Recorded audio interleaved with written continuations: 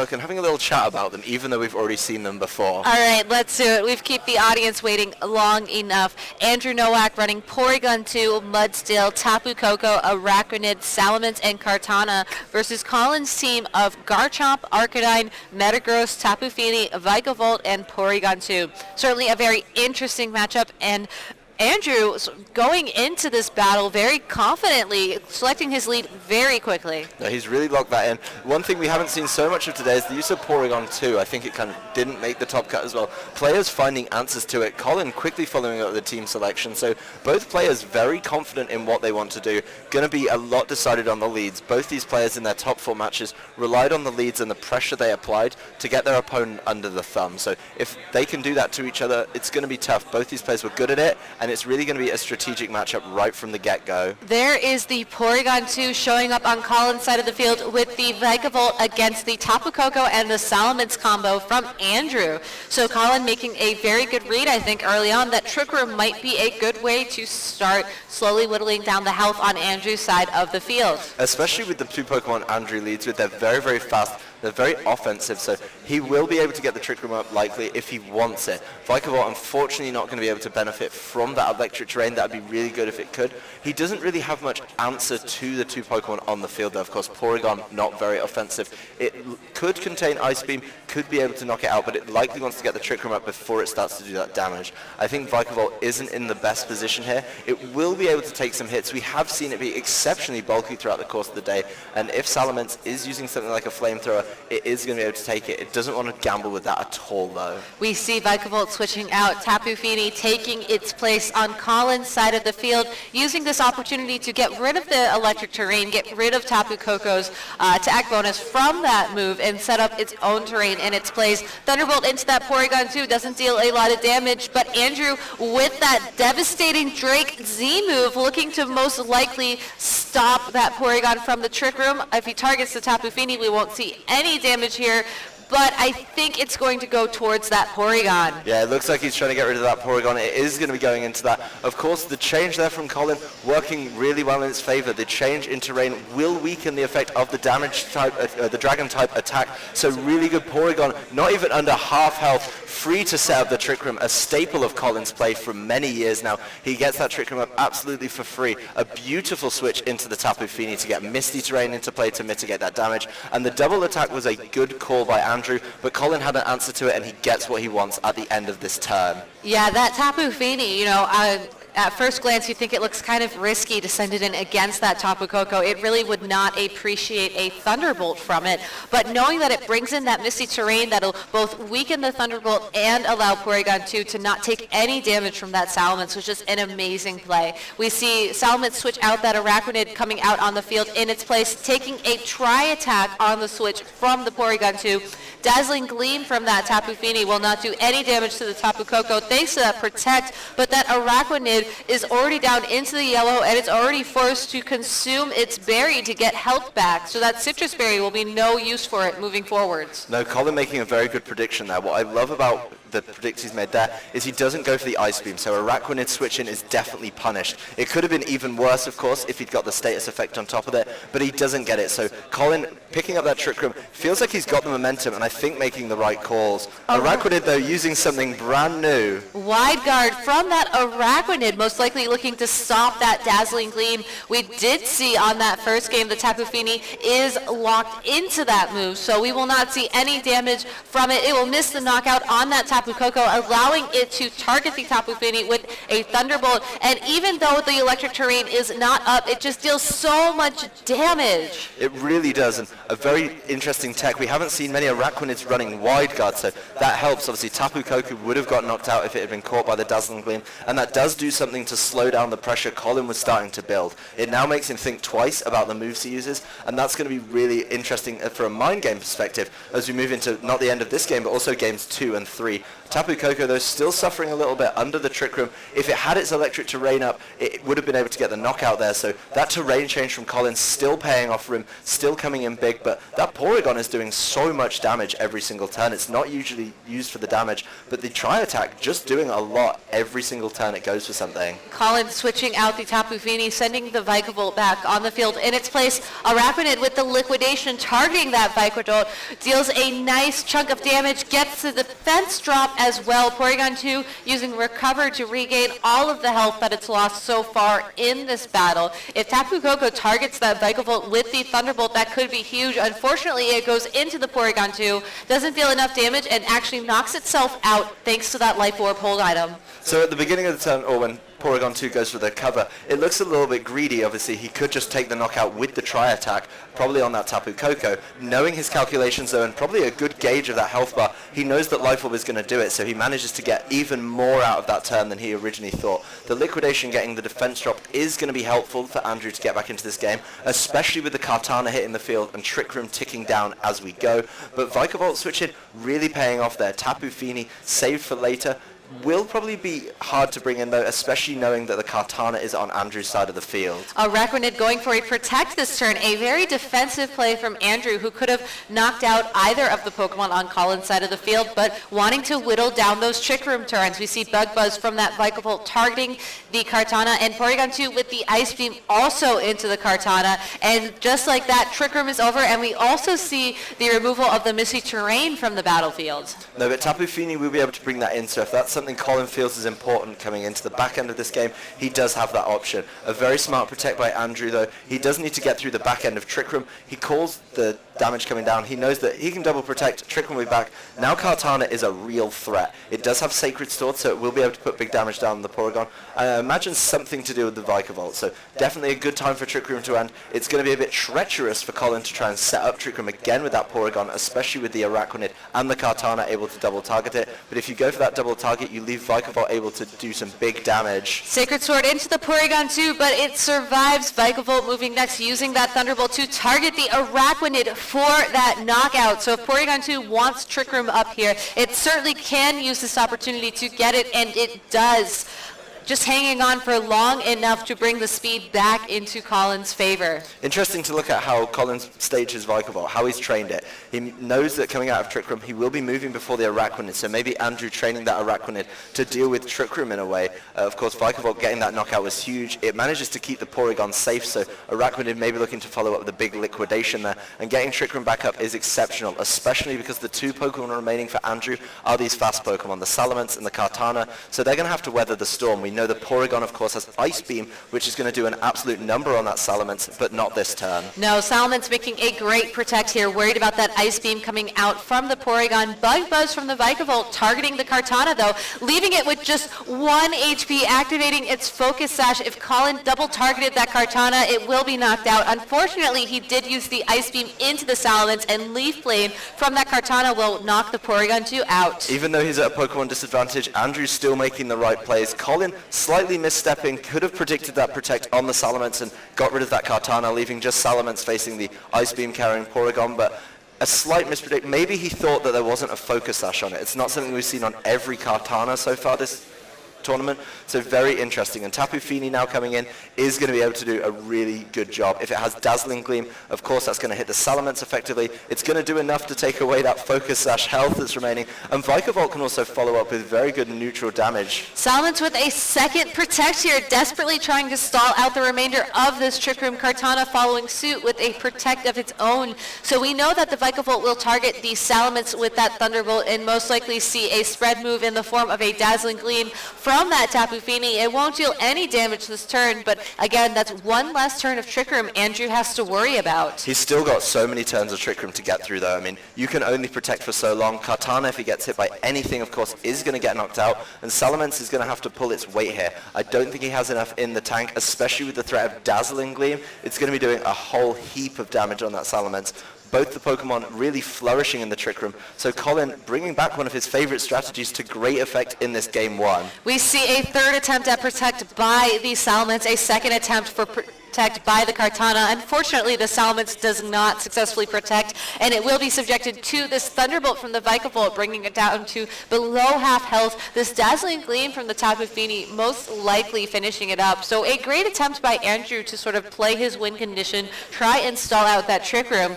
Unfortunately, though, it's just not enough. You know, Protect only has a 30% chance of activating on subsequent turns, and even though it's great that he made the attempt to try and stall it out, it's just not a strategy that you can count on consistently. No, and I think Colin bringing out something he didn't bring out in a previous round to great effect. I really enjoy that play. Andrew's going to have to be a little bit more careful about letting that Trick Room go up. He did manage to get it up twice in that game, so you have to kind of ask, did he have a proper answer to it? If he doesn't, it's going to be a really hard game 2 and potentially 3 for Andrew. There are answers in his team. I think he just needs to adapt in team preview and bring those answers to the forefront of this battle. Yeah, I mean, as we've said before today, I think Colin is one of those trainers that's really known well for his Trick Room strategies, and that just shows why. You know, he was able to maintain field control throughout the entirety of that match, getting those Trick Rooms up exactly when he needed them. And Andrew's going to have to play by those rules, I think, if he wants to win Game 2 and bring this to a Game 3. He has the Porygon 2, he has the Mudsdale on his team. Even the Araquanid is traditionally a very slow Pokemon.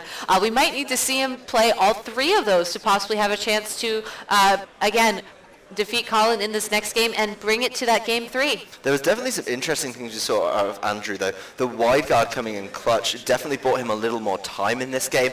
I think he's going to need more big plays like that. Hopefully he's got a couple more surprises to catch Colin off guard. If he doesn't manage to catch Colin off guard early on, or even at a crucial point in the game, Colin seemed very comfortable in playing his own game. It wasn't really answered by Andrew, and letting that get just set up on you is not good at all. Trick Room has been very popular in the recent weeks. Not something he's going to try with his lead in this game, though. Going to mix it up on Colin as well. Arcanine and Vikavolt on Colin's side of the field. Kartana and Salamence on Andrew's side of the field. Again, we see both of the Intimidates come into play, intimidating the Arcanine, the Vikavolt, the Kartana, and the Salamence. So definitely a weakened attacking potential from the Kartana and the Arcanine, but given Colin's lead, I doubt that Kartana was going to stick around for long anyways. No, Kartana can stick around a little bit longer. It does know it has the focus sash there, so that could be really good. I think Andrew is definitely going to be scared of the Tapu Fini switching again. We saw how effective it was for Colin in Game 1, so it's something that Andrew has to think about as he moves into this game and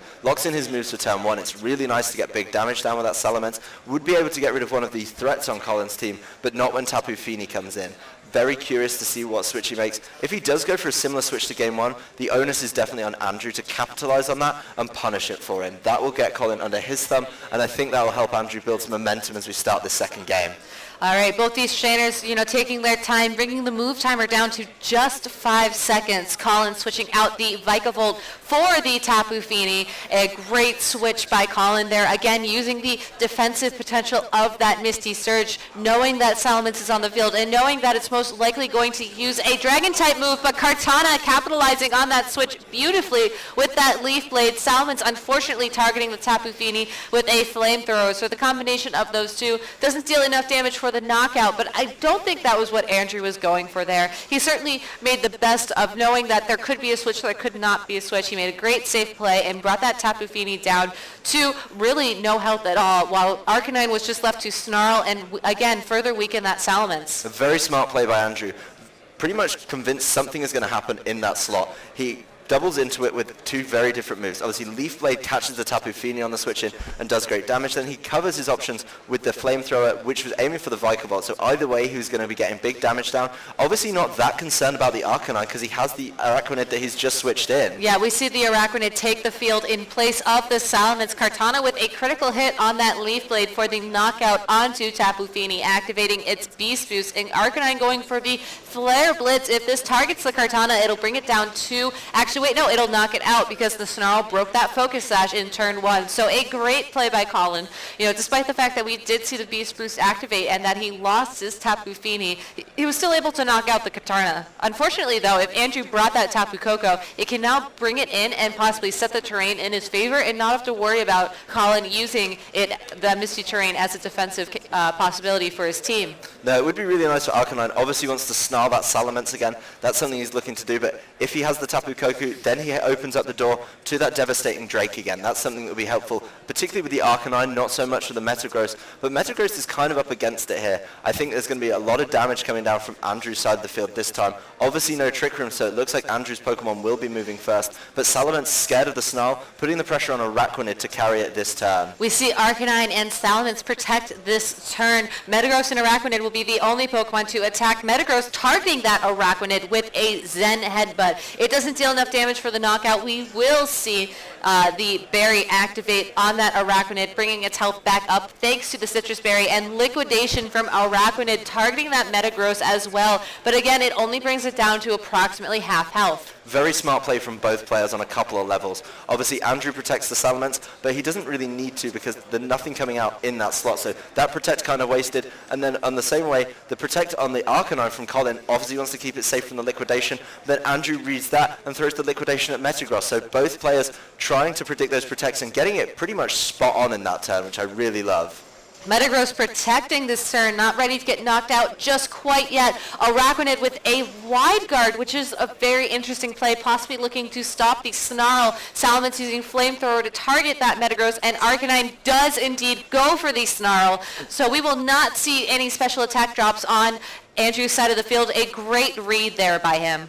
Araquanid changing the role that it usually takes. We see a lot of Araquanids going for offense, going for liquidations and lunges. Adding this wide guard, though, opens up an option, and in this case, it's protecting his Salamence really, really well. He doesn't get any damage put on it. He doesn't get his special attack lowered, while Metagross just protects to pretty much no avail. So now Metagross is liable to get hit by the Flamethrower, which might be able to get the knockout, and Arcanine has to be really scared of using the Snarl. It's a great mind game to be playing. We see the Flamethrower target the Metagross from Salamence. It is enough to knock it out. Unfortunately for that Metagross. We see Arcanine go for the Snarl, so it will not be blocked by Wide Guard this turn. Araquanid and Salamence's special attack will fall another stage. Araquanid, though, is free to use that Liquidation to target the Arcanine if it's enough for a knockout, or if it's a critical hit, it could be huge. We see the knockout even without a critical hit, just going to show you how powerful that Araquanid is, especially paired with its water bubble ability. I love Andrew's play in that turn. What he does is he knows that he hasn't been snarled, so he'll still be able to get the knockout on Metagross. He doesn't then follow up with a wide guard, which is something that Colin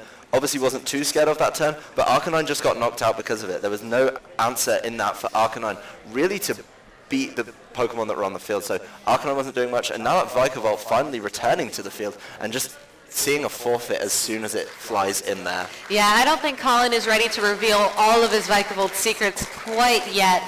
We do know that there is going to be a Game 3, and it's going to be really close. Andrew making some great adjustments in Game 2. It's all up to Colin now to figure out how he wants to respond. We did not see him bring Trick Room this game, and that might have been why he lost. I think both players in their wins have just controlled the game from Game 1.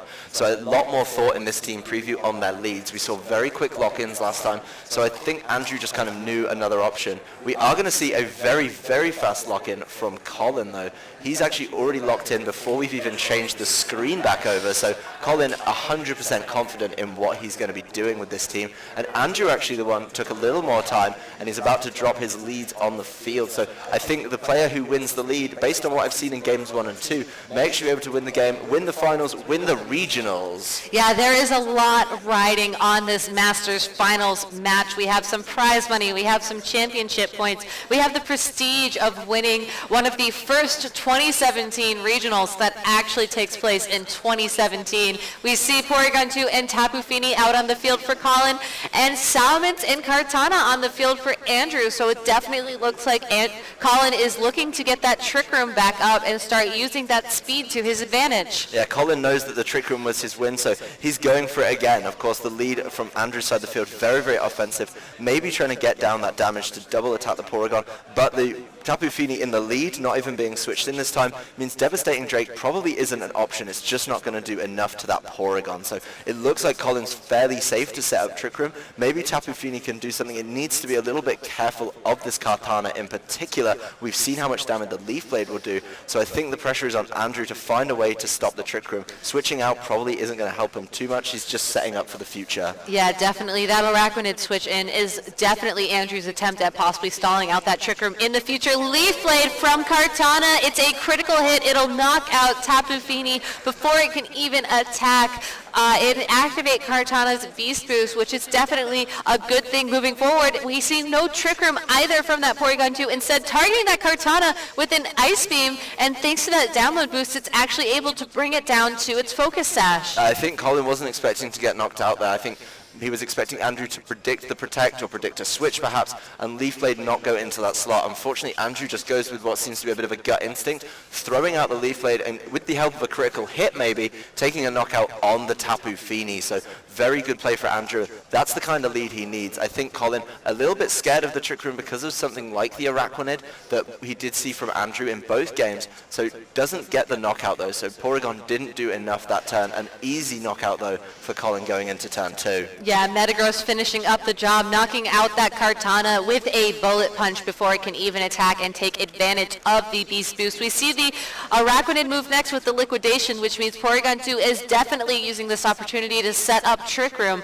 That Liquidation bringing Metagross down to just above half health. No, that's really nice, and obviously whatever Colin has remaining is something that is going to flourish under Trick Room. It might be the Vikavolt, and if it is, that's going to be a fantastic answer, of course, to this Araquanid. Tapu Koko, though, coming out, that's going to suffer in the Trick Room. That's an exceptionally fast Pokemon. It does get control of the terrain, though, so when Salamence comes back in, it's going to be able to do more. He's obviously planning for the future, but I think Andrew needs to get through these turns of Trick Room, see if he can maybe stall them out or pick up a couple of cheeky knockouts as we move through the game, and I think he'll be good if he can do that. That's really the onus on Andrew now to play smart for the next 4 or 5 turns. Yeah, Metagross is definitely the biggest threat for him right now. That Tapu Koko really not appreciating any of its Steel-type attacks. So Tapu Koko, the Pokemon to protect, I think Araquanid certainly can knock out that Metagross. We've seen it deal a ton of damage to that Metagross.